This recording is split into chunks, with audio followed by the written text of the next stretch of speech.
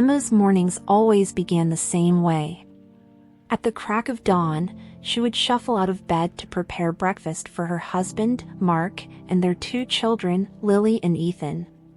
She had perfected the routine over the years: eggs sunny side up for Mark, pancakes for Ethan, and toast with jam for Lily. The house smelled of warmth and care, but as Emma placed the plates on the table that morning, Mark barely looked up from his phone. "Don't overcook the eggs next time," he muttered without even tasting them. The words were sharp enough to pierce through the silence, leaving Emma blinking back the sting of disappointment. The children exchanged uncomfortable glances. Lily, just 10, tried to fill the silence with chatter about a school project, but the tension hung in the air like an unspoken truth. Mark finished his coffee, muttering something about a busy day at the office, and walked out without a goodbye. Emma stood at the sink, her hands submerged in soapy water, staring blankly as the morning sun filtered through the kitchen window. She felt like a ghost in her own home, invisible and irrelevant. Later that day, Emma found herself replaying the morning's events. It wasn't just the comment about the eggs, it was the culmination of years of similar remarks. Mark's words, once sweet and supportive, had grown bitter and dismissive over time.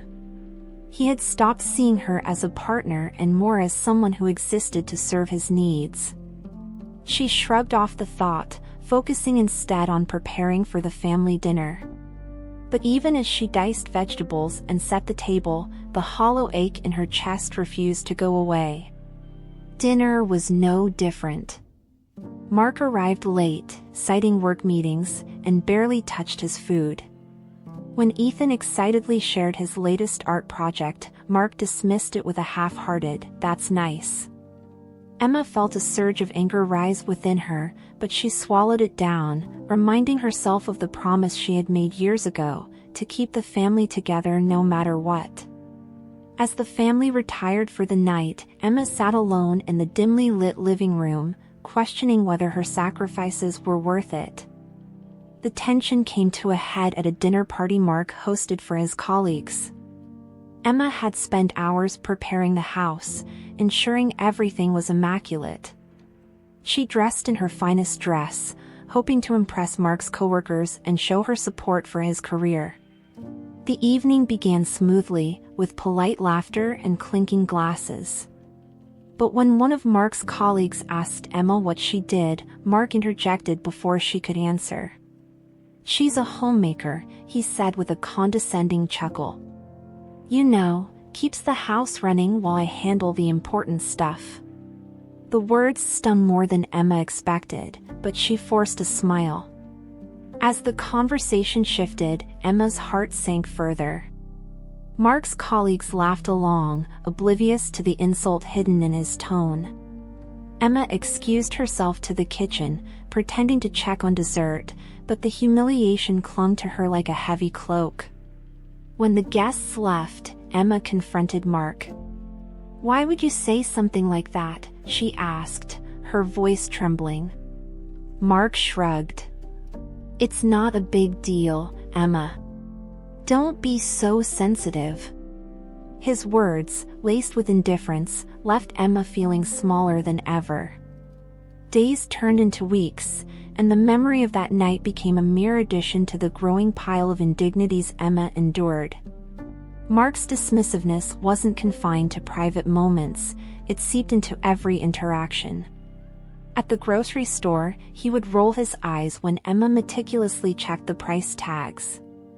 At family gatherings, he would make offhand comments about how lucky she was to have a husband who provided for her. Emma began to withdraw, finding solace only in the moments she spent with Lily and Ethan. One evening, as she tucked Ethan into bed, he asked a question that shattered her composure. "Mom, why doesn't Dad listen to you?" Emma froze, her hand hovering over the blanket. "What do you mean, sweetie?" she whispered. Ethan shrugged, his small face etched with confusion. "He always talks like you're not there." Emma kissed his forehead, muttering a soft goodnight as tears stung her eyes. That night, Emma sat at the kitchen table, staring at a blank sheet of paper. For hours, she wrestled with the decision, her pen hovering over the page. Finally, she began to write. The words flowed out like a dam breaking, each sentence a piece of her heart laid bare. "I can't do this anymore," she wrote. "I've given everything I have, but it's never enough for you." She left the note on the kitchen counter, alongside her wedding ring, and quietly packed a small bag.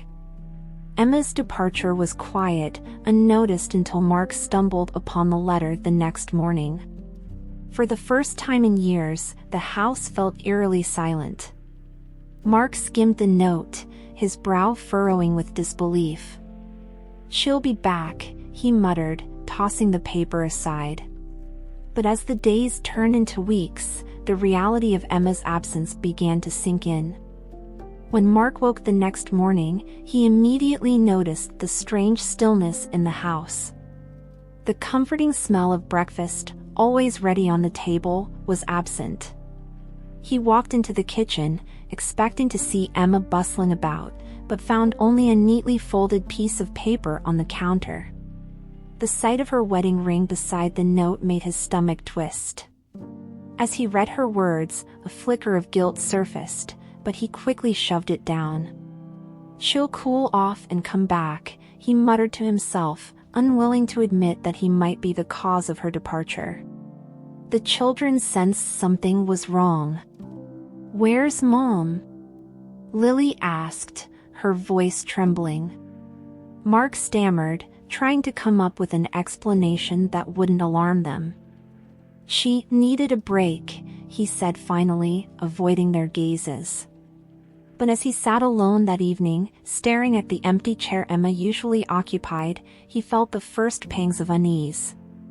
For the first time, he realized how much of his life Emma had quietly managed, her presence woven into every aspect of their home. Mark reread Emma's letter that night, his initial dismissal giving way to confusion. Her words were direct yet filled with pain. "I've felt invisible for years," she wrote. "I've given everything to this family, and yet you've made me feel like I don't matter." Mark frowned, trying to recall specific instances that might have led to her feelings.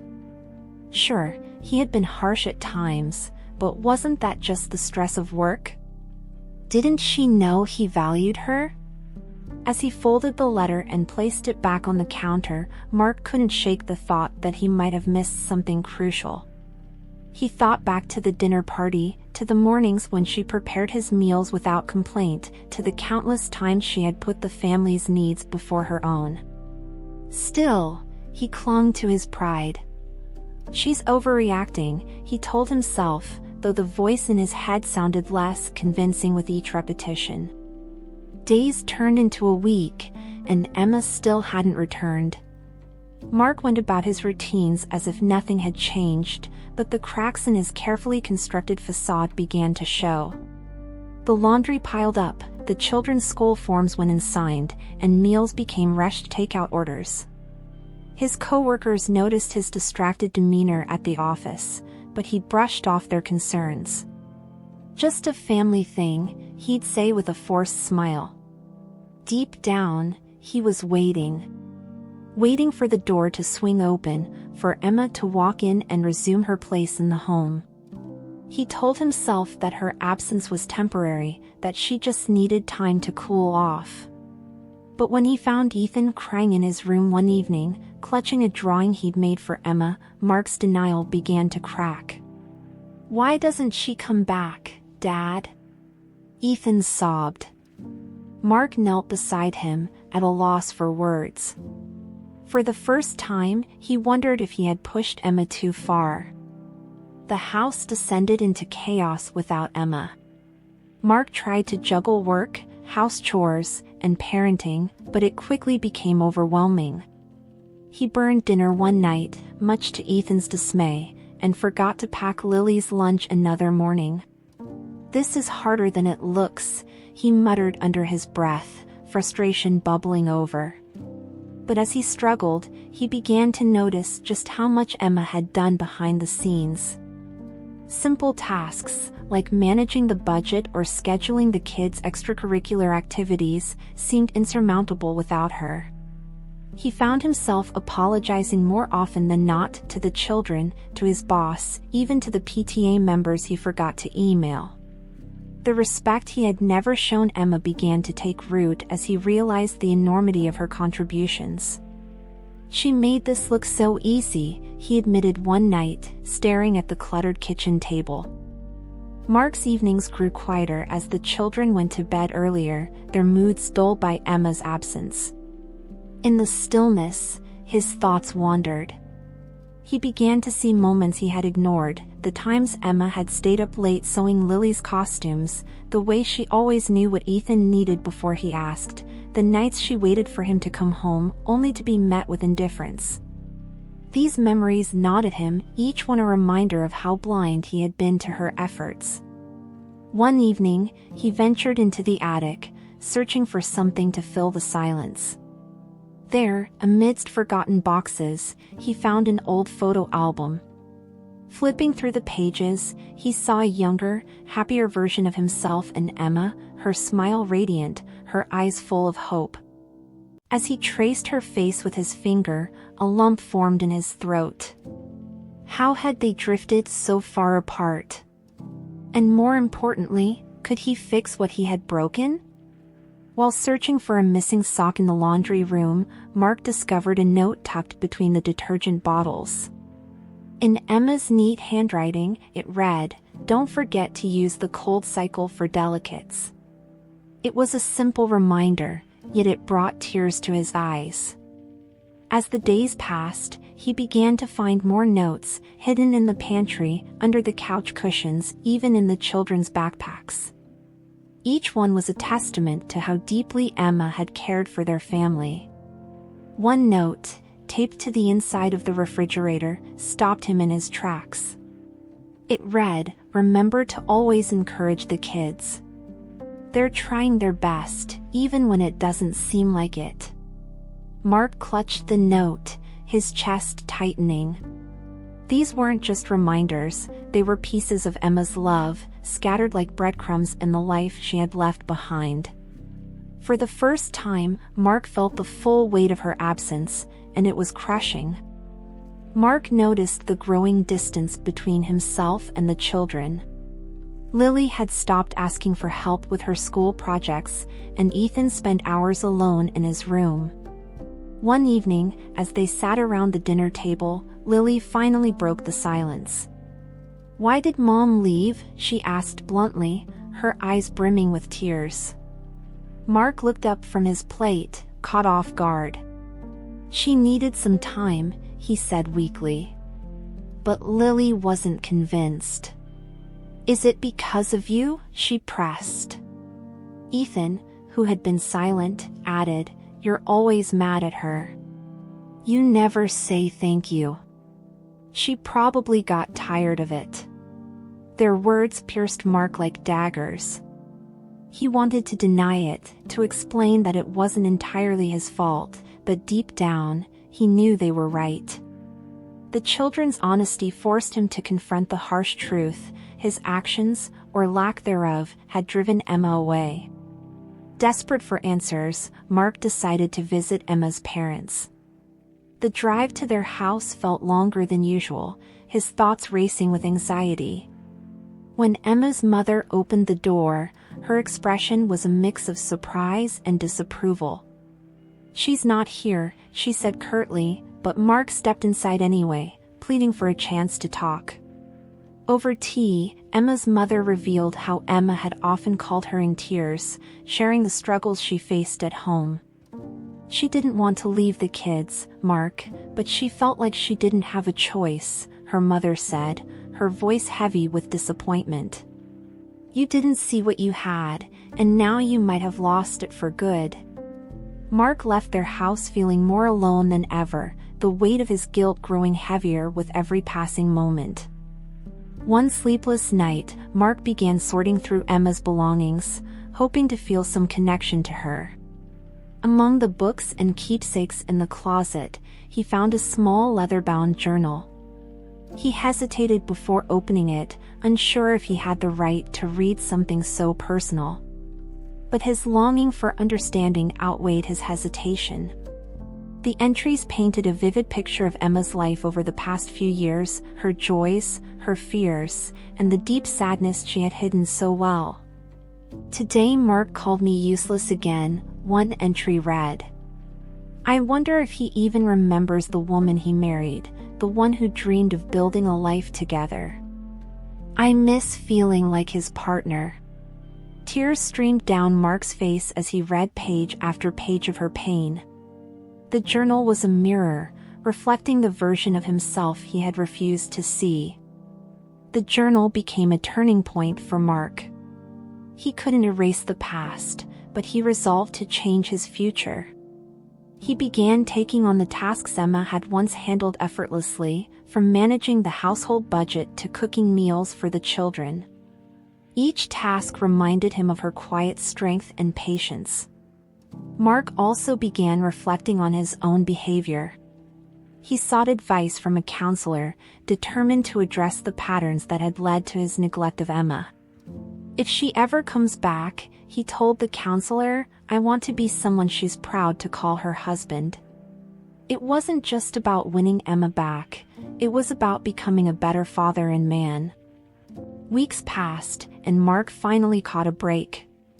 While organizing a box of old receipts, he found a train ticket Emma had purchased the day she left. It was for a small town a few hours away. His heart raced as he imagined finding her there, explaining everything, and bringing her home. The thought of seeing her again filled him with a mix of hope and fear. Mark packed a bag and set off early the next morning. As he drove through winding country roads, he rehearsed what he would say. "I was wrong," he murmured to himself. "I see it now. I see you." But when he arrived at the town's small train station and asked around, no one had seen Emma. His hope dimmed, but he resolved not to give up. The next few weeks were a series of false leads. Mark visited shelters, libraries, and even cafes in the area, showing Emma's photo to anyone who would look. Each time, the answer was the same: "Sorry, I haven't seen her." The frustration and despair were almost too much to bear, but Mark pressed on, driven by the need to make amends. During one particularly discouraging day, Mark sat on a park bench, clutching the photo of Emma.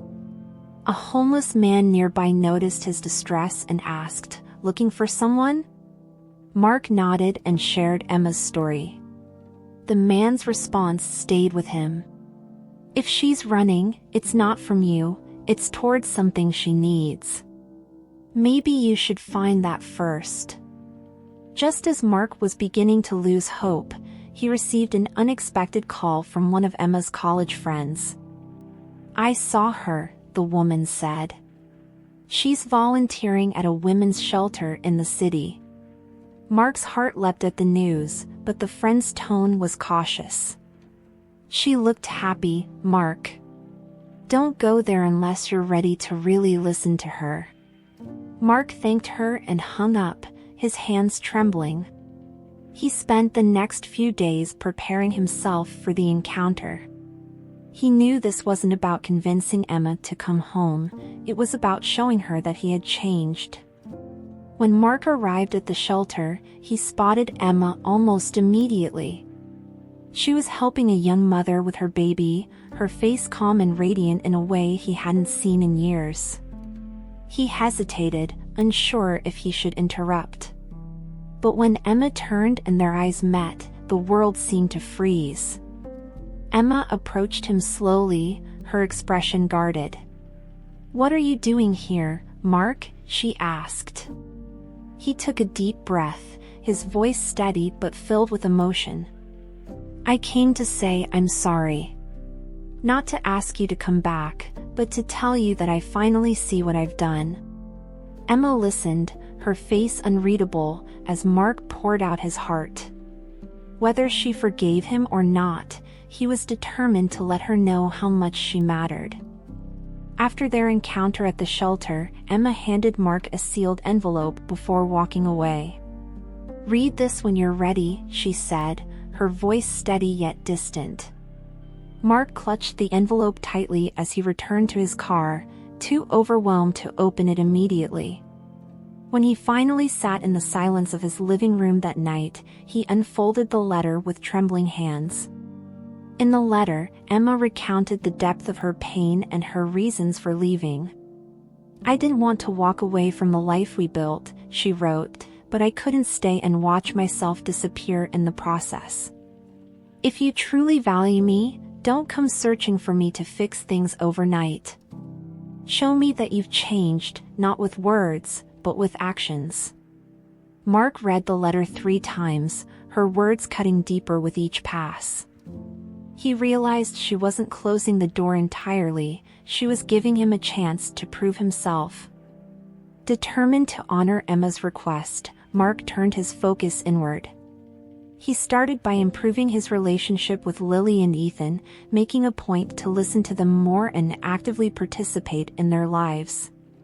He helped Lily with her science project, spending hours at the kitchen table cutting cardboard and gluing pieces together. When Ethan wanted to play catch, Mark set aside his work, even though he hadn't played sports in years. At first, the kids were hesitant, unsure if this version of their father would last. But over time, they began to open up.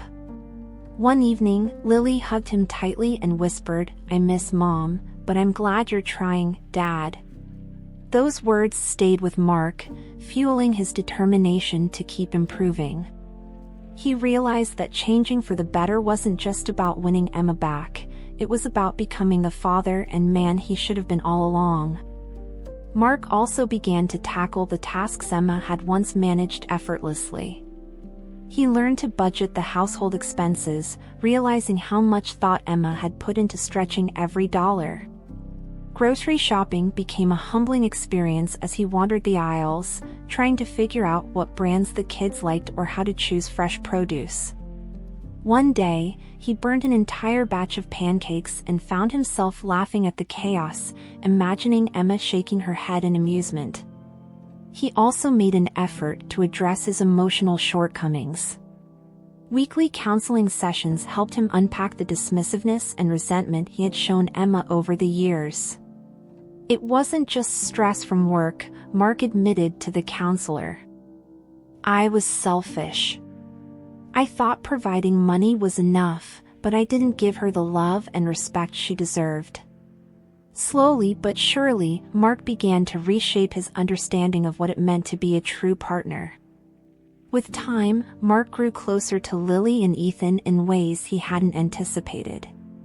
They started having family dinners again, with Mark encouraging the kids to share their highs and lows of the day.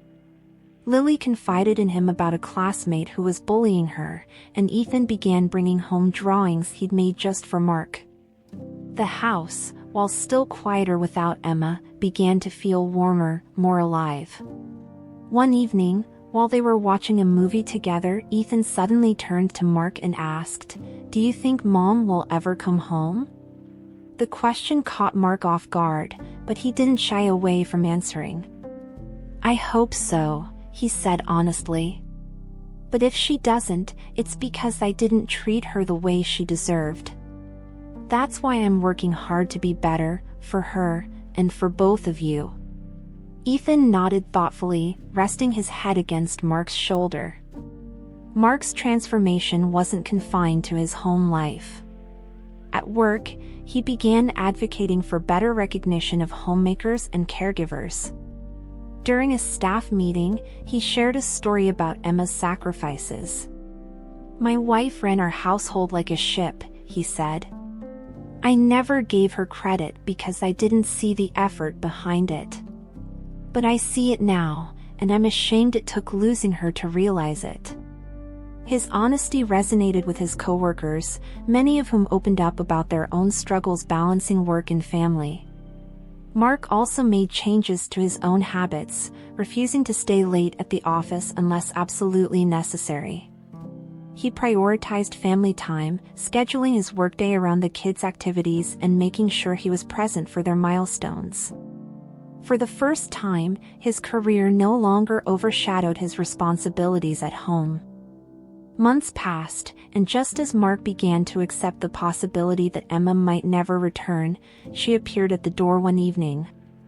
Lily and Ethan rushed to greet her, their excitement palpable. Mark stood frozen, unsure of what to say or do. Emma looked at him, her expression unreadable. "I came to see the kids," she said softly, her tone neutral but firm.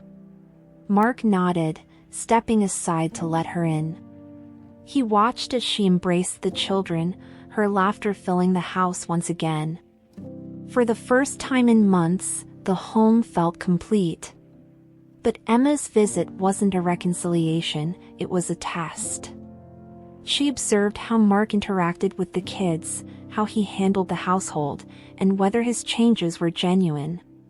Mark didn't try to impress her, he simply continued the new life he had built, letting his actions speak for themselves. Before Emma left that evening, Mark asked if they could talk. They sat in the living room, the tension thick between them.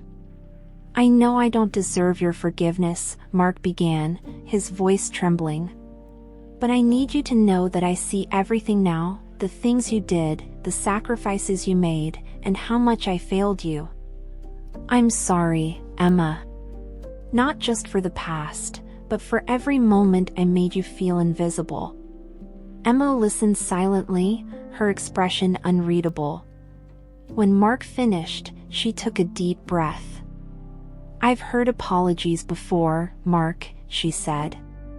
"But what I see now, your relationship with the kids, the way you've taken responsibility, that means more than words ever could." Her words weren't a promise of reconciliation, but they gave Mark a glimmer of hope. After Emma's visit, Mark was filled with cautious optimism. He continued to focus on being a better father and maintaining the home, resisting the urge to reach out to Emma directly. Meanwhile, Emma grappled with her emotions. Seeing the changes in Mark had stirred something in her, hope, perhaps, but it was tangled with years of pain and mistrust. She confided in a friend from the shelter.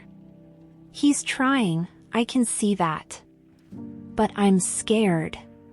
What if it's temporary? What if he reverts to the man who made me feel like I didn't matter?" The friend nodded thoughtfully.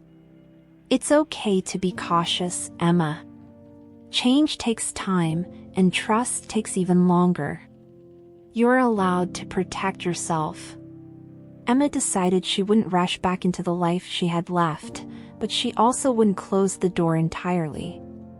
Weeks later, Emma called Mark. Her voice was calm, but there was a noticeable shift in her tone. "I'd like to have dinner with you and the kids," she said. Mark's heart raced, but he kept his response steady. "We'd love that," he replied. That evening, he prepared her favorite dish and made sure the house was spotless. Lily and Ethan were overjoyed, buzzing with excitement at the thought of having their family together again, even if just for one night. The dinner was filled with laughter and warmth, but it wasn't without its awkward moments. Emma observed how Mark handled the kids' arguments and noticed his efforts to include her in the conversation without dominating it. As she left that evening, she turned to Mark. "This was nice," she said softly. Mark nodded, his heart swelling with hope. "Thank you for coming," he said, his voice sincere. "It means everything to us, to me." Over the next few months, Emma began visiting more frequently. These weren't just social calls, they were opportunities for her to see if the Mark she was witnessing now was the same man who had driven her away. Slowly, she began to let her guard down. One afternoon, as they were cleaning up after lunch, she asked him, "Why now?" Why couldn't you have been like this before? Mark paused, his hands stilling over the dishes. Because I was blind, Emma. I thought I was doing enough by providing for the family. I didn't realize that what you gave us, your time, your love, your sacrifices, was worth more than anything I could ever earn. Losing you opened my eyes, and I don't want to go back to who I was. His honesty moved Emma. It wasn't a grand gesture, but it was real, and it was enough to take another step toward healing. A year later, Emma moved back into the home, though this time, things were different. Their relationship was built on mutual respect and open communication, with Mark actively sharing the responsibilities of parenting and household management. The children thrived under the renewed sense of unity, and Emma felt like she had regained not only her place in the family but also her sense of self. One evening, as the family sat around the living room, Lily asked, "Mom, why did you leave? And why did you come back?" Emma looked at Mark, who nodded, encouraging her to share. "I left because I felt invisible," she said gently. "And I came back because I saw that your dad worked hard to change. We're all learning how to be better together." Mark added, "The most important lesson I've learned is to never take someone's efforts for granted. Everyone deserves to feel valued and loved." As the family huddled together, Emma realized that while their journey had been painful, it had also led them to something stronger, a partnership built on trust, respect, and love.